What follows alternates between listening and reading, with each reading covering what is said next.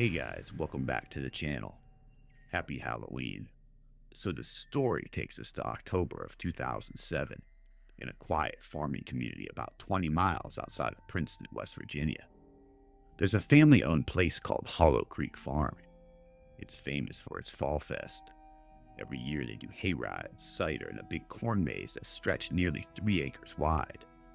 It was harmless fun, until it wasn't. That season had been dry. The stalks grew tall and brittle. The owner, Tom, used to joke that the maze had a mind of its own.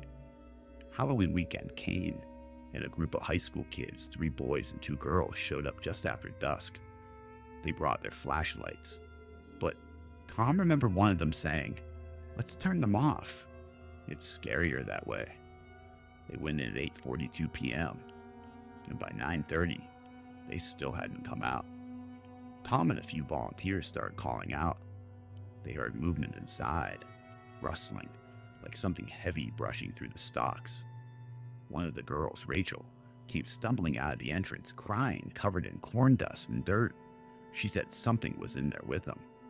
It didn't look like an animal. It was something upright, moving. When Tom and the deputies went in with lanterns, they found one of the boys' flashlights halfway buried in the dirt, smashed to pieces, like it had been stepped on.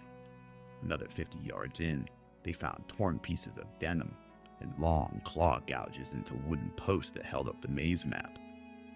The others were found about 20 minutes later, pale, shaking, refusing to talk to others, saying there was some type of animal in the maze that didn't look like anything they've ever seen before.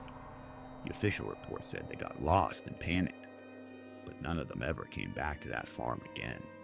A week later, Tom went out and started clearing the maze for winter.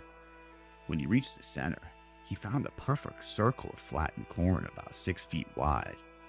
No footprints, no drag marks, just the stalks bent in a spiral, like something had sat there, waiting. He said the spot felt colder, like standing in front of an open freezer door.